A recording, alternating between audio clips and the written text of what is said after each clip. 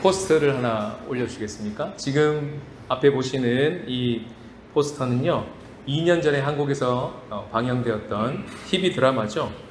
나의 해방일지라고. 혹시 보신 분 계십니까? 네. 저도 봤는데요. 11화의 주인공의 독백을 한번 읽어드리겠습니다. 기억나실지 모르겠습니다. 주인공이 요즘 한참 뜨는 주인공인데요. 그 연미정이라는 그 주인공이 이렇게 자기 동네 뒷산을 오르면서 독백합니다. 대사가 이렇게 나갑니다. 인간이 쓸쓸할 때가 제일 제정신 같아요. 그래서 밤이 더 제정신 같아. 어려서 교회 다닐 때 기도 제목 적어내는 게 있었는데 애들이 쓰는 거 보고 이런 걸 왜 기도하지? 성적, 원하는 학교, 교우 관계, 고작 이런 걸 기도한다고? 신한테? 신인데 난 궁금한 건 하나밖에 없었어. 나 뭐예요? 나 여기 왜 있어요? 저는 그 11화를 보면서 깜짝 놀랐습니다. 이 제목이 해방일지잖아요. 나의 해방일지인데 내가 누군지를 알고 그리고 내가 이 땅에서 왜 있는지를 알게 되면 이 찌질한 나에서 진짜 본연의 나로, 진짜 나다운 나로 해방될 수 있다는 메시지를 이 작가가 그 주인공의 독백을 통해서 전 시청자들한테 선포하는데 제가 그걸 듣고 얼마나 은혜를 받았는지 몰라요. 나 뭐예요? 나 여기 왜 있어요? 이 질문을 우리에게 직접 한다면 여러분은 뭐라고 대답하시겠습니까? 완벽한 대답은 아니어도 그 질문 앞에서 고민했고 또 나의 진정성이 담겨있고 그렇지 나는 누구지? 내가 지금 이 신죽당에 있는 이유는 이것 때문이지 라고 자신만의 고백으로 대답할 준비가 되어 계십니까? 오늘 본문은 그 질문에 대한 답을 줍니다. 신령한 집으로 지어져가는 교회된 우리들에게 하나님 주신 정체성이 무엇인지, 하나님이 우리를 어떻게 바라보고 계신지, 그리고 그 하나님이 우리를 향해서 어떤 사명을 주고 계신지를 선명하게 가르쳐주는 본문이 오늘 본문입니다. 오늘 본문은 굉장히 유명한 본문입니다. 이유는요, 축복송이라고 하는 CCM 때문에 많이 알려졌어요. 그 2절 가사에 너는 택한 족속의 왕같은 세상이라 노래 막 나오잖아요. 송정민 씨가 막 불렀잖아요. 그 노래 때문에 유명해졌는데요. 오늘 이 말씀을 다시 한번 우리가 잔잔히 묵상하면서 하늘 나그네의 새로운 정체성이 무엇인지, 그 사명이 무엇인지를 깨달을 뿐만 아니라 그것을 실제로 풍성하게 우리의 삶 가운데 누리게 되는 은혜가 우리 가운데 충만하게 있기를 축복합니다. 아멘. 오늘 주신 하나님의 원포인트 메시지는요, 스크린 보시면서 다 같이 한번 읽어보시겠습니다. 시작. 우리가 예수님과 같은 정체성으로 부름받았음을 믿으라. 그 정체성 안에는 사명도 담겨 있습니다. 본문 9절 상반절을 스크린 보시면서 한 번 더 읽겠습니다. 시작.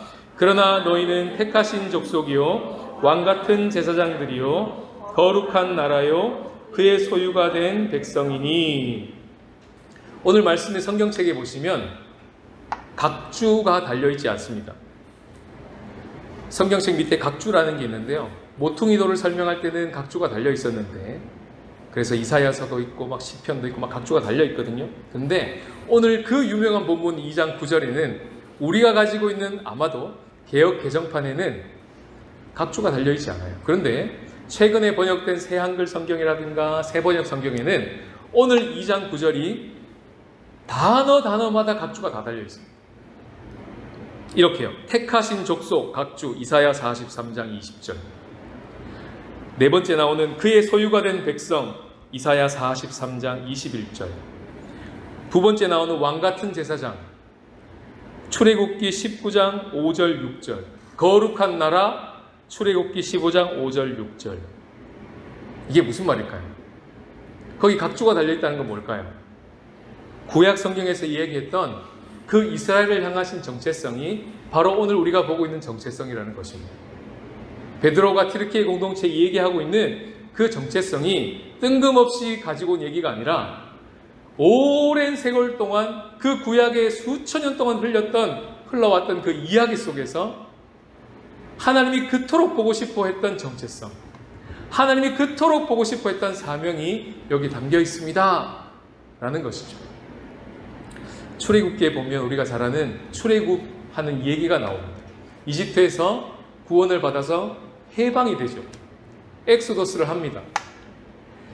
그들에게 가장 이스라엘답게 살 수 있도록 먼저 구원을 하신 후에 너네들이 누구인지를 내가 가르쳐 줄게 하면서 산 위에 1년 동안 머무시면서 하나님이 그에게 말씀하시는 장면이 출애굽기 19장에 나오죠. 내가 너네들을 왜 이집트에서 나오게 한 줄 아니? 그러면서 하나님이 말씀하시기를 너희는 이 세계 모든 민족 앞에서 거룩한 제사장 나라가 되며 그리고 거룩한 백성이 될 것이다 라고 주님이 말씀하십니다. 근데 우리가 주목할 거는 그때 그 출애굽기 말씀은요, 되리라 이렇게 되어 있어요. 시제가 뭐라고요? 미래형입니다. 이사야서로 가볼까요? 이사야서는 두 번째 출애굽을 감행하시는 하나님의 이야기입니다. 왜냐하면 첫 번째 출애굽이 실패했거든요. 목사님 성공하지 않았어요? 아니요. 몸뚱이만 나왔을 뿐이지 멘탈과 정신, 그 마인드는 여전히 애굽에 속박이 된 사람들처럼 살았기 때문에 이스라엘을 500년 동안 역사를 지속했음에도 불구하고 끝끝내 애굽에서 나오지 않았기 때문에 하나님이 다시 그들을 이집트로 보낸 것이 바벨론 포로입니다.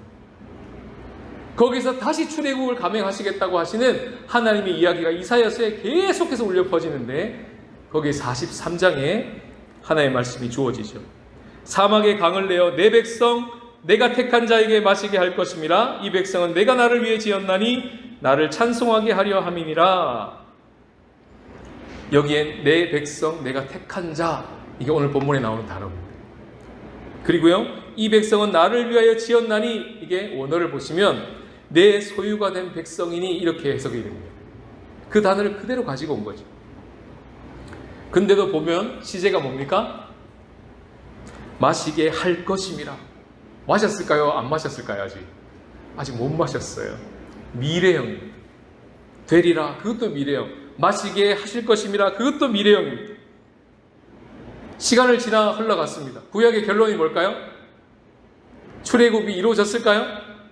결국 실패했다는 얘기. 첫 번째 출애굽도 실패하고 두 번째 출애굽도 실패했습니다. 그것이 하나님의 실패일까요? 아니다, 이렇게 얘기하는 거예요. 너네들의 실패지 그것이 곧 나의 실패가 아니야. 지금부터 내가 하는 것을 잘 봐 하고 신약을 열어 제치시는 겁니다. 그리고 하나님께서 친히 이 땅에 오셔서 예수 그리스도를 보내셔서 그분이 이스라엘의 대표가 되셔서 내가 되셔서 어떻게 출애굽을 하는지를 보여주신 거예요. 그래서 예수님 이야기를 처음 읽어보면 복음서에 보시면 갑자기 느닷없이 예수님이 갓난아기로 나타나시는데 이집트로 도망가십니다. 그 이야기가 왜 나올까요? 헤롯이 무서워서 마리아와 요셉이 갓난 예수를 데리고 왜 이집트로 도망갈까요? 그 예수님이 바로 이스라엘의 대표로 왔다는 걸 보여주시기 위함이었어요. 옛날에 그 이루지 못한 역사를 이 예수 그리스도를 통해서 내가 이루겠다고 하는 스토리를 써내려 가시는 중인 거죠. 예수님이 사생애를 다 사시고 30년 후에 공생애로 딱 들어가시기 직전에 세례를 받으시고 제일 먼저 간 곳이 광야입니다. 성령에 이끌려 광야에 갔어요. 40일 동안 굶주렸습니다. 왜 그 현장이 필요했을까요? 이스라엘이 40년 동안 광야를 지나갔거든요. 똑같이 예수님을 거기를 지나가게 하신 겁니다. 그리고는 40일 금식 후에 그 사탄의 시험을 어떻게 통과하는지를 먼저 우리에게 보여주시고 예수님의 이야기를 써내려 가시죠. 무슨 말일까요? 이 예수님이 바로 이스라엘의 대표로 오셨어. 실패를 많이 하러 오신 우리의 대표주자야 라고 보여주시는 거예요. 변화산에 올라가서 세 제자를 데리고 예수님이 변화산에 올라갔을 때 호련히 구름이 임하고 예수님이 하얗게 변화되시는 순간에 모세와 엘리야가 등장합니다. 구약의 율법의 대표 모세, 선지자의 대표 엘리야가 나타나서 예수님과 담화를 나눠요. 그거를 누가복음에서 캐치해서 이렇게 적어놨습니다. 다 같이 읽어볼까요? 시작. 문득 두 사람이 예수와 함께 말하니 이는 모세와 엘리야라. 영광 중에 나타나서 장차 예수께서 예루살렘에서 별세하실 것을 말할세.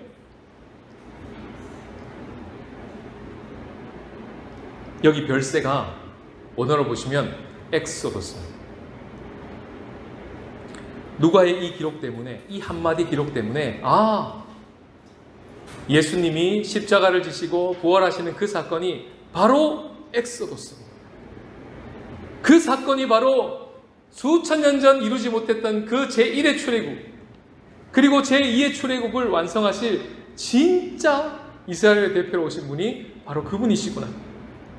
그분이 우리를 통하여, 우리를 대신하여서 시내산에서 미래형으로 제시되었던 그 정체성을 현재형으로 바꾸실 분이시구나. 이사야에서 선포된 그 미래에 선포된 택하신 족속이라고 하는 그 미래형이 현재형으로 선포되게 하실 분이시구나. 이걸 가르쳐 주신 거예요. 그리고 실제로 누가복음은 사도행전으로 넘어가면서 이와 같은 정체성이 실제가 된 사람과 공동체 이야기로 빼곡히 적혀 있습니다. 그 수혜자 중에 최고의 수혜자가 베드로죠. 그 베드로가 지금 편지하고 있는 겁니다. 어떻게 해요? 하나님이 우리에게 그토록 보고자 하셨던 정체성이 바로 이것입니다. 이제는 더 이상 미래형이 아닙니다.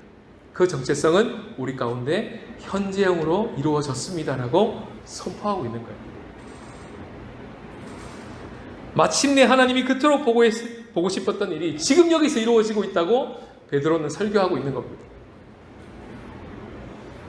그것이 누구 때문에 가능한 일이라고 말합니까? 예수 그리스도 때문에. 그것을 감격하면서 베드로는 편지를 쓰고 있는 거예요.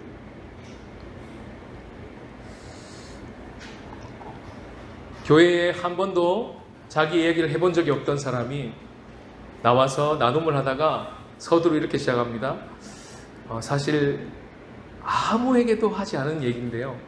인생에 처음으로 제가 이런 얘기를 한번 해봅니다. 하고 공동체니까, 교회니까, 안전할 거니까 성도님께서 제 이야기를 듣고 반드시 기도해 주실 것을 믿고 얘기합니다. 라고 얘기를 나눈 걸 들었을 때 얼마나 감격이 됩니까? 베드로 공동체는 그걸 경험했던 공동체. 1장 22절에 보면 우리가 이미 묵상했죠. 너희가 진리를 순종함으로 너희 영혼을 깨끗하게 하여 거짓없이 형제를 사랑하기 이르렀다. 그들의 나눔은 진솔했어요. 아무한테도 할 수 없는 이야기를 교회 공동체에 와서 하는 공동체였어요. 얼마나 감격이 됐을까요? 그걸 보면서 베드로가 그래, 이 공동체가 바로 구약에서 이루지 못했던 그 보고 싶어 했던 바로 그 공동체야 라고 얘기해주고 있는 거예요. 교회 다니면서 목사님이 전도하는 거 봤습니다.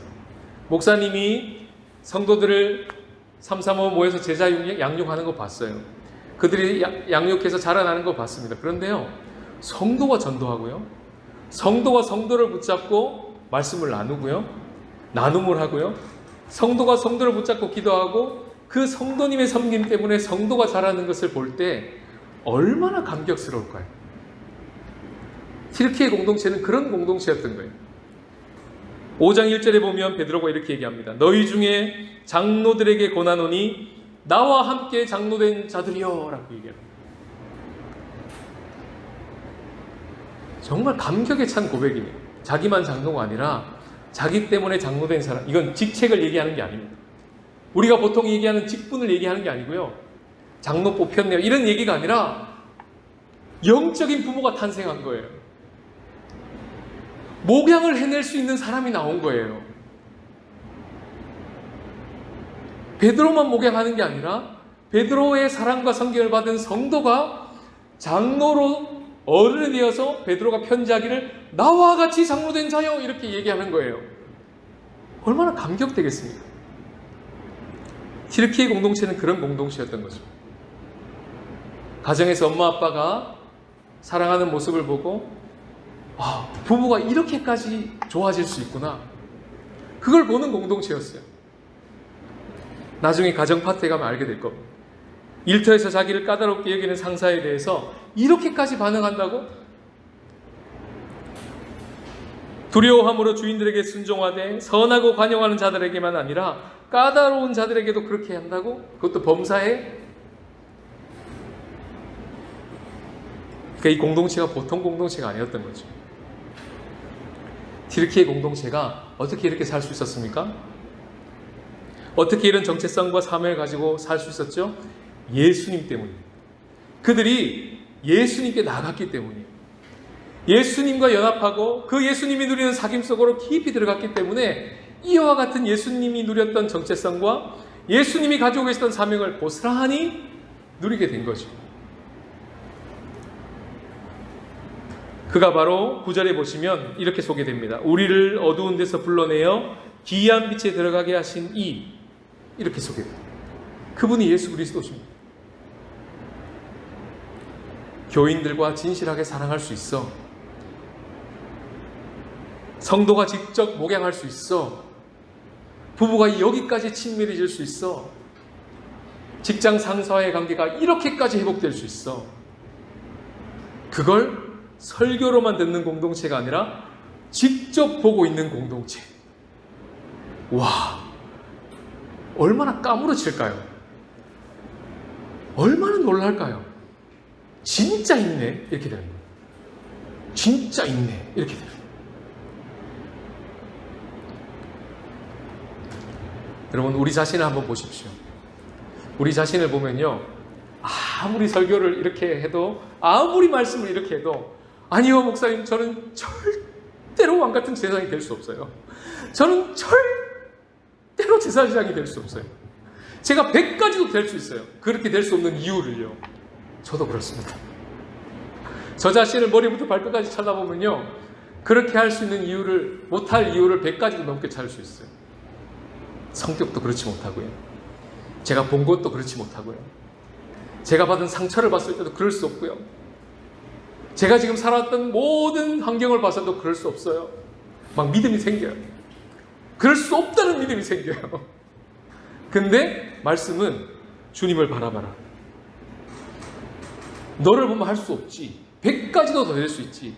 그래서 예수님이 오셨어. 그래서 예수님이 오셔서 우리를 위해 엑소도스를 하셨어.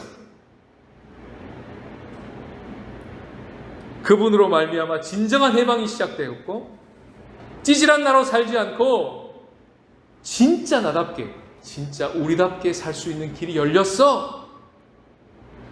그 기이한 빛에 이제 들어갈 수 있게 됐어. 이 놀라운 정체성은 미래형이 아니라 이제부터는 현재형이야 하고, 베드로 전서는 실제로 2장 9절을 전부 현재형으로 씁니다. 택하신 족속이 될 것이요, 왕같은 제사장이 될 것이며, 거룩한 나라가 될 것이며, 그의 소유가 된 백성이 될 것입니다. 그렇게 안 적었어요. 정확히 현재형.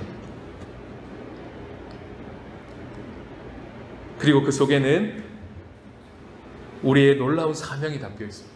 하반절을 다시 한번 스크린 보시면서 읽어보시겠습니다. 시작. 이는 너희를 어두운 데서 불러내어 그의 기이한 빛에 들어가게 하시니에 아름다운 덕을 선포하게 하려 하심이라.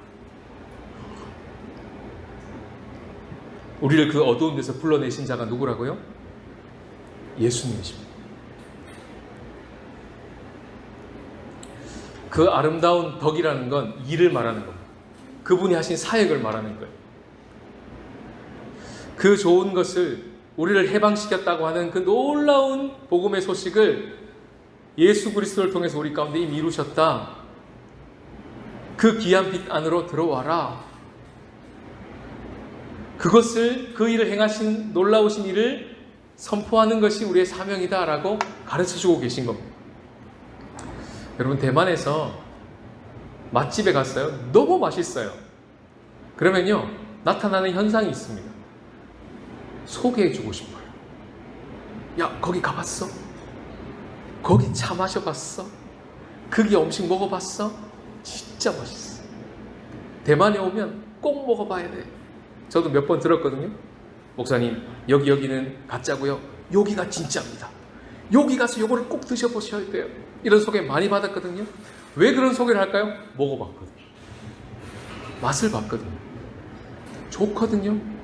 그러면 소개하고 싶어요. 찌질하게 살던 나에 대해서 더 이상 거기에 갇혀있지 않고 해방되어 진짜 나로 살 수 있고 멋진 공동체로 거듭날 수 있고 세워질 수 있다. 그걸 실제로 본인이 경험하고 있고 같이 경험하고 있는 사람들을 보고 있고 그 공동체가 같이 서가고 있고 그러면 소개해주고 싶지 않을까요? 최소한 야 우리 공동체 한번 와봐 come and see 라고 말하고 싶지 않을까요? 오늘 본문에 베드로의 마음이 그 마음이에요. 그래서 베드로는요 지금 10절로 넘어가면서 전에는 이랬는데 이제는 이렇습니다 라고 이 문구를 2번이나 반복하면서 감격에 차서 고백하고 있어요. 우리가 가지고 있는 개역 개정판은요 성경을 기록할 때 구약 성경을 인용할 때만 들여쓰기를 합니다. 그래서 한 칸이 앞으로 딱 들여써 있어요. 그거는 인용합니다 이런 뜻이에요. 그런데 새 한글과 새 번역 성경은요 구약만 인용할 때만 들여쓰기를 한 게 아니라 운문체, 시, 노래일 때 들여쓰기 합니다. 오늘 2장 10절은 들여쓰기가 되어 있는 본문이에요. 무슨 말일까요? 운문체라는 거예요. 지금 베드로가 노래하고 있다는 거예요. 감격에 차서 시가 그의 입에서 막 퍼져나오는 거예요. 한번 읽어볼까요? 그런 뉘앙스로 한번 10절을 같이 읽어보시겠습니다. 시작. 너희가 전에는 백성이 아니더니 이제는 하나님의 백성이요 전에는 긍휼을 얻지 못하였더니 이제는 긍휼을 얻은 자니라. 그 공동체 안에서는요 전에는 제가 이렇게 살았거든요. 근데 이제는 제가 이렇게 살게 됐어요. 집사님 제가 전에는 이런 사람이었거든요. 근데 이제는 제가 이런 사람이 되어가고 있어요. 이런 나눔들이 풍성한 공동체였다는 거예요. 오늘 주님께서 우리 공동체가 이런 공동체가 되기를 원하십니다. 이 감격 속에서 살아갈 때 우리가 진짜 매력적인 공동체로 설 수 있는 거예요. 여러분 우리가 어디서 힘을 얻을까요? 우리가 어디서 예배 가운데 감격을 얻을까요? 이런 나눔 들을 때, 이런 나눔들이 우리 입에서 터져나오는 것을 들을 때. 저는 지난주에 집에 돌아가면서 몸이 많이 피곤했습니다. 저야 항상 일요일 피곤하죠. 네. 그런데요, 몸은 피곤했지만 마음은 너무나 황홀했어요. 소그룹 시간에 예배를 마치고 같이 우리가 나눔을 했지 않았습니까? 한 분, 두 분 나눔했던 이야기들이 계속 메아리쳐 들려와요. 뭐 때문에 감사하십니까? 저는 이것 때문에 감사합니다. 깜짝 놀랄 고백들을 하세요. 뭐 때문에 감사하십니까? 저는 이것 때문에 감사해요. 예상치 못한 감사의 내용들이 막 터져나옵니다. 하나님이 지금 어떤 일을 행하시는지 각자의 삶 속에서 소중한 이야기들이 막 터져나오는데요. 얼마나 감격이 되는지. 집에 돌아가서 또 한 주를 살면서 기도의 자리에 엎드려서 기도하는데 정말 이런 기도가 막 터져나오더라고요. 주님, 우리 신중 한국교회가 예배 공동체로 모여서 이렇게 예배할 때도 너무너무 좋지만 그 예배하는 시간보다 소그룹 시간이 더 좋게 해주세요. 이게 진짜 소망이 되는 거예요. 간절한 소망이 되는 거예요. 왜요? 사람은 거기서 변하거든요. 하나님과 사역을 동역하고 동참하는 자리가 거기서 벌어지거든요. 우리가 지난주에 말씀을 그렇게 받았지 않습니까? 하나님이 기쁘게 받으실 신령한 제사를 드린 거룩한 제사장이 어떻게 된다고요? 나눔으로 된다고 배웠죠. 그게 오늘 본문에는 선포입니다. 선포. 똑같은 단어예요. 우리가 앞에서 찬양을 불렀지만 또 뒤에도 노래하겠지만 성부, 성자, 성령의 그 사귐 속으로 들어가서 그분 안에서 스며드는 생명으로 말미암아 내가 살아난대요. 그것이 나의 이야기가 되고 그것이 실제로 나눔의 이야기가 되어서 그것을 듣고 있는 주변의 이웃들이 함께 살아난대요. 그것을 나누는 자나 나눔을 듣는 자나 함께 그것이 삶이 되는 은혜를 누리게 된대요. 그래서 하나님의 나라를 보게 하리라, 주의 백성으로 살리라, 이런 후렴구가 지나가거든요. 조금 이따 고백할 겁니다. 베드로가 지금 그걸 누리고 있었대요. 튀르키예 공동체는요 그걸 누리고 있었던 공동체. 사실 오늘 축복송 때문에 유명해진 본문이기도 하지만 오늘 우리가 대하는 2장 9절 말씀은 정말 역사적으로 너무나 유명한 본문입니다. 왜 그러냐면 종교개혁자가 이 본문 앞에서 천둥처럼 말씀하시는 하나님의 말씀을 듣고 종교개혁의 횃불을 들었던 말씀이기 때문에 그래요. 여러분 이런 얘기 들어보셨습니까? 모든 성도가 제사장이다. 이런 말씀 들어보셨습니까? 좀 어려운 말로 만인 제사장설 이런 거 들어보셨습니까? 정확한 용어는요, 전 성도 제사장 설. 루터가 비텐베르크 성당의 문에다가 95개조 반박문을 목숨을 걸고 붙였을 때 그 55개조 반박문 속에 스며들고 있는 그 스피릿이 무엇인지 아십니까? 모든 성도는 제사장이다. 이게 그 당시 가톨릭에 대항하는 어마무시한 선포였습니다. 왜 그럴까요? 그 당시 가톨릭은 성직과 속직을 나누었습니다. 그래서 성직은 신부님, 속직은 평신도. 그래서 항상 평신도는 신부가 봤을 때 사역의 대상이었던 것입니다. 본인들도 성도들도 자신이 평신도라 여기며 나는 사역을 받을 자지 나보고 사역자라고 말하지 마세요라고 쇠뇌되어 있었습니다. 그래서 아무도 누구 하나 성도가 동역의 대상이라고 생각하지도 않았고 그렇게 설교하지도 않았고 아무도 그렇게 생각하지 않는 그 중세시대 가운데 말씀을 보니까 모든 성도가 제사장이라고 하는 이 천둥 같은 말씀을 들은 루터가 횃불을 든 거예요. 아니다.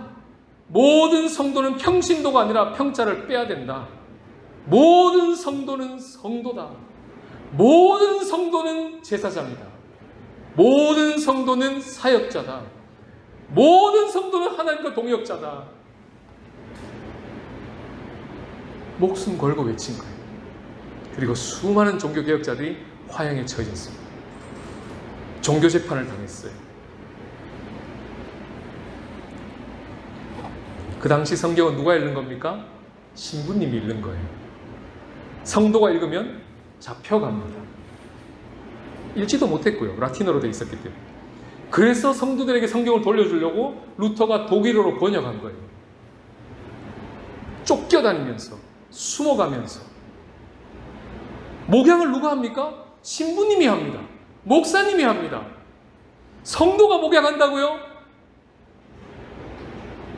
잡혀가야지. 그 당시에는. 신부가 하는 모든 일은 성직이고 평신도, 속칭 평신도가 하는 일은 속직으로 여겨 오늘날도 그것이 통용이 됨으로 말미암아 목사님이 일을 할 때 사람들은 이렇게 얘기합니다. 이중직 사역자. 그 밑면에는 이 스피릿이 담겨 있는 거예요. 성직과 속직을 함께 하고 있는 이중직을 하고 있는 목사님. 그러니까 뭐예요? 이중직, 성직자, 평신도라는 말은 전부 다 중세시대에 오는 거예요. 근데 이제는 많이 달라졌습니다. 이제는 성경을 성도가 읽어요. 완전히 세상이 달라졌어요. 혹시 아직도 직접 성경을 안 읽고 계십니까? 성경의 말씀 앞으로 직접 안 가고 계시고 오늘 지금 듣고 계신 말씀이 일주일 동안 처음 듣는 말씀이세요? 중세 시대를 살고 계신 겁니다.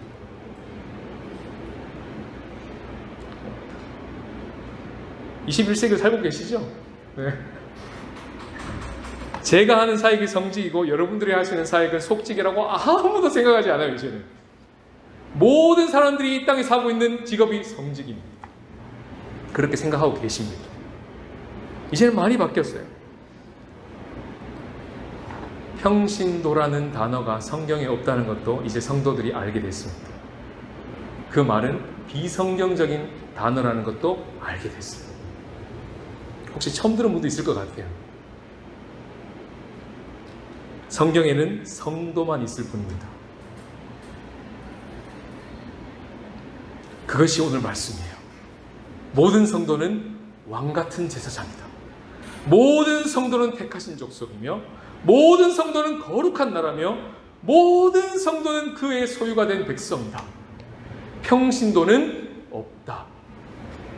이 메시지가 선포되고 있는 거예요.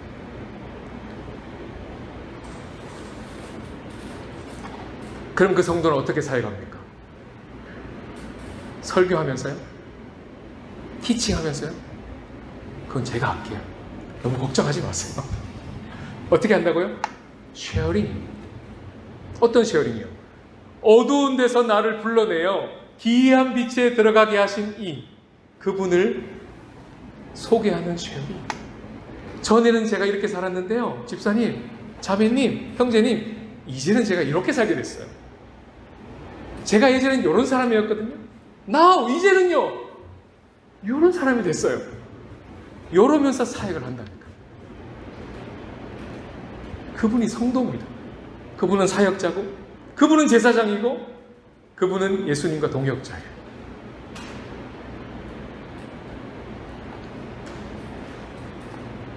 오늘 이 자리로 우리를 초대하고 계십니다. 24년 전에 여기 나오는 한 소녀 보이십니까? 헌漂亮的 사우지에. 제가 요즘 요 수준으로 지금 중국어 하고 있거든요. 헌漂亮的 성조가 좀 아닌 것 같다. 헌漂亮的 사우지. 24년 전에 이분이요 대만 땅에 왔대요. 베드로전서 2장 9절을 약속의 말씀으로 받고 왔대요. 그리고 24년 후에 가족이 되어 왔습니다. 하나님께서 똑같은 약속의 말씀을 주셨어요. 2장 9절 말씀. 3월달에 여기 공동체에 초대받아 왔을 때 베드로전서 1장 1절을 2절을 함께 나누었습니다. 그때는 몰랐어요. 그 앞뒤로 왜 하나님이 우리를 베드로전서의 이 말씀에 계속 사로잡히게 하실까? 이 베드로전서에서 왜 이렇게 빠져나오질 못하고 하나님 계속 사로잡게 하실까? 그리고 6월에 다시 왔을 때도 주님 무슨 본문으로 설교할까요? 계속 베드로전서를 왜 생각나게 하셨을까? 그때는 몰랐어요. 왜 그랬는지. 그런데 와서 베드로전서 1장 1절을 다시 나누고 그것을 순서대로 나누고, 제가 이렇게 해본 적이 한 번도 없거든요. 항상 설교하면 여기 했다가 저기 했다가 막 여기 했다가 그날 삘 오는 거 했다가 막 예화가 감동되면 그거 가지고 설교 끼워 맞추고 막 이렇게 했거든요. 모르셨죠? 제가 그런 설교자였거든요, 전에는. 근데 이제는 하나님의 말씀해 주시는 게 너무나 달콤하고 너무나 신비롭고, 그래서 하나님 말씀해 주세요. 오늘 우리 성도들에게 필요한 말씀을 저에게 주세요. 그 기다리는 시간이 두렵지만, 떨리지만 사모하게 됐거든요. 그러면서 본문의 흐름을 따라서 설교하면서 하나님이 왜 자꾸 계속 베드로전서를 설교하게 하실까? 그때는 몰랐거든요. 서서히 시간이 지나가면서 주님이 밝혀주십니다. 내가 너를 이 대만 땅에 왜 불렀는 줄 아니? 내가 20년 전에 이 공동체를 신죽 땅에 왜 세웠는 줄 아니? 너와 함께 사랑하고 섬길 이 공동체와 성도들이 여기서 왜 예배드리고 있는 줄 아니? 2장 9절에 거기에 적혀있어. 그거 설교해. 그거 나눠. 그리고 그것이 진짜라는 걸 너를 통해, 이 공동체를 통해, 우리 성도들을 통해 보게 하실 거야. 미래형이 아닌 현재형으로 나누게 하실 거야. 이 말씀 나눠. 이것을 계속 저에게 마음을 주시는데요. 저는 사실 6월 달에 와서 1장 1절, 2절을 설교했지만 이 설교를 너무너무 하고 싶었더랬습니다. 이제 해요.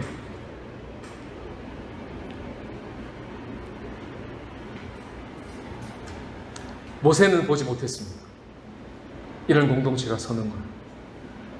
엘리야 보지 못했습니다. 수많은 구약의 선배들이 이런 공동체가 서는 것을 보지 못하고 바라만 보며 소망하면서 눈을 감았어요.